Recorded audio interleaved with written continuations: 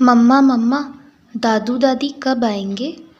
6 साल का मासूम बच्चा कृष्णा अपनी माँ अवंती से पूछता।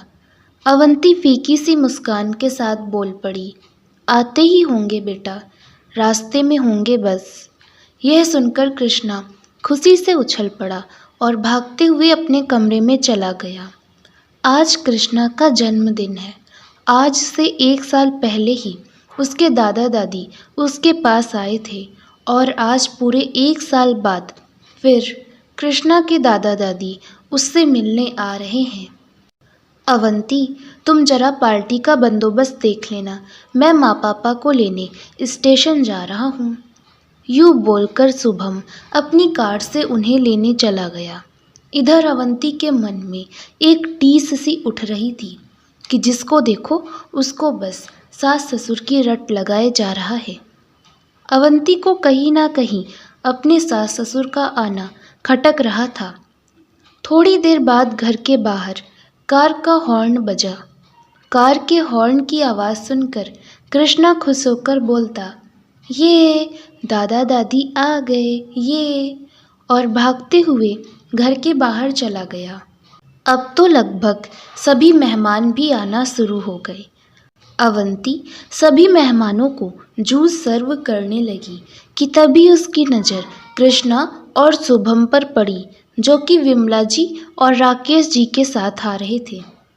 अब ये लोग यहाँ 4-6 महीने तो रुकेंगे ही, और इतने महीने मैं इनकी सेवा नहीं कर सकती। आज साफ साफ मैं शुभम से कह दूंगी कि इन्हें जाकर कहीं और शिफ्ट कर दे।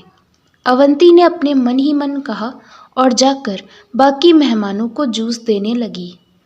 जब शुभम ने देखा कि अवंती जानबूझकर अपने सास ससुर के पास नहीं आई, तो वो उनको पास के ही सोफे पर बिठाकर अवंती के पास गया और कहने लगा, ये सब क्या है अवंती?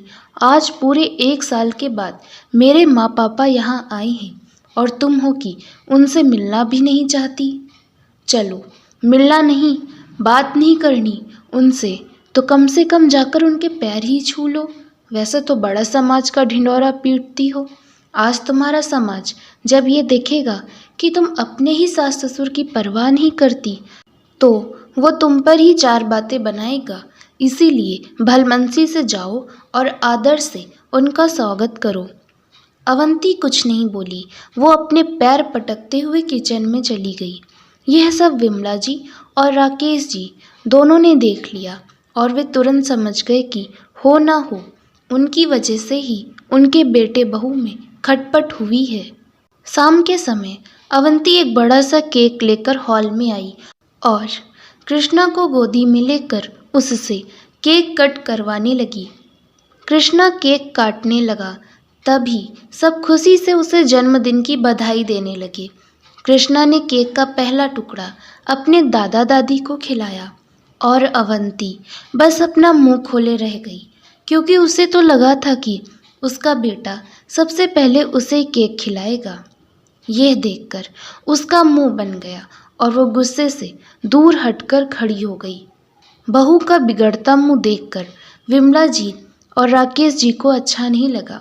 उन्होंने तुरंत अपने पोते से प्यार से कहा, अपनी प्यारी माँ को केक नहीं खिलाओगी कृष्णा? खिलाऊंगा दादू। कहते ही कृष्णा केक लेकर अवंती के पास गया। अवंती बनावटी मुस्कान के साथ थोड़ा नीचे झुकती और कृष्णा के हाथ से केक खा लेती। थोड़ी देर तक पार्टी चली। पार्टी में सभी ने खूब मस्ती की, खूब खाया पिया और डांस किया, सिवाय अवंती के, क्योंकि उसे अपने सास ससुर को देखकर अंदर ही अंदर एक चिढ़ मच रही थी। पार्टी समाप्त होने के बाद सभी अपने घर चले गए।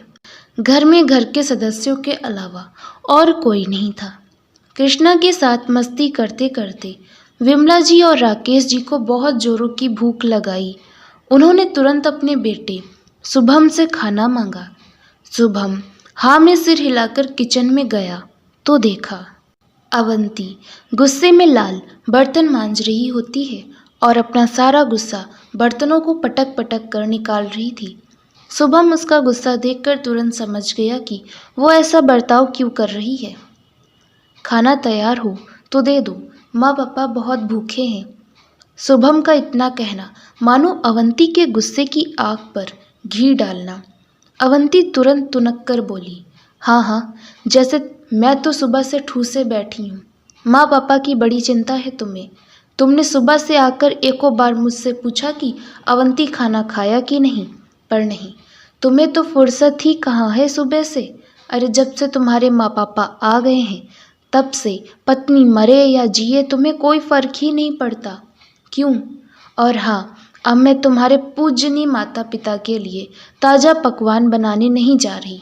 जो मेहमानों का बचा खुचा खाना रखा हो वो उन्हें खिला दो जाकर। शुभम कुछ बोल ही नहीं पाता क्योंकि अवंती उसे कुछ बोलने का मौका ही नहीं दे रही थी। कोई एहसान नहीं किया उन्होंने यहाँ आकर, बस सुबह की ट्रेन पकड़ी और आ गए खाली हाथ हिलाते, भिखमंगों की तरह।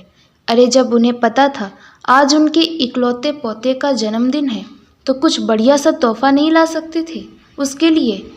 खाने को चाहिए बढ़िया व्यंजन और देने के टाइम पर भिखारी बन जाते हैं तुम्हारे माँ पापा। बस करो अवंती, बस राई का पहाड़ मत बनाओ।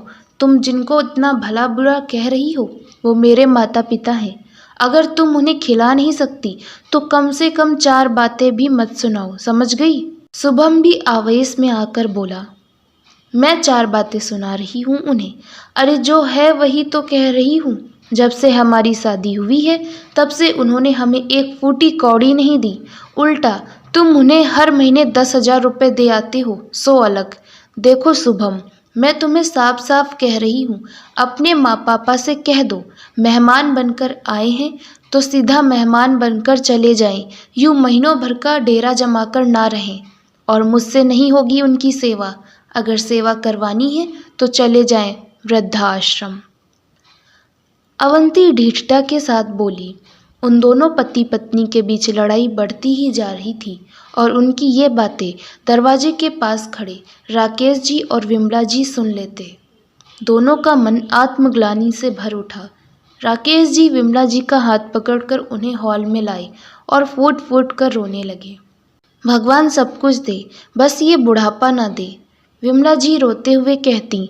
फिर दोनों ही हिम्मत बांधकर बिना बेटे बहू को बताए घर से बाहर चले गए।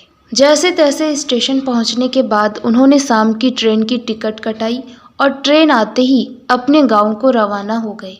उधर शुभम रो पड़ा जब उसे पता चला कि उसके माता पिता बिना उसे बताए चले गए। सच में एक खराब रिश्ता सभी रिश्तों को बर्बाद कर देता है। अवंती ने न सिर्फ अपना रिश्ता बर्बाद किया बल्कि एक बेटे को उसके माँ पापा से अलग कर बहुत बड़ा पाप अपने सिर पर लाद लिया। कमेंट में लिखकर बताएं दोस्तों, क्या विमला जी और राकेश जी सही थे या अवंती? कहानी पसंद आई हो तो वीडियो को लाइक और दोस्तों चैनल को सब्सक्राइब जरूर कर लो, इससे मेरा मनोबल बढ़ता है। धन्यवाद दोस्तों।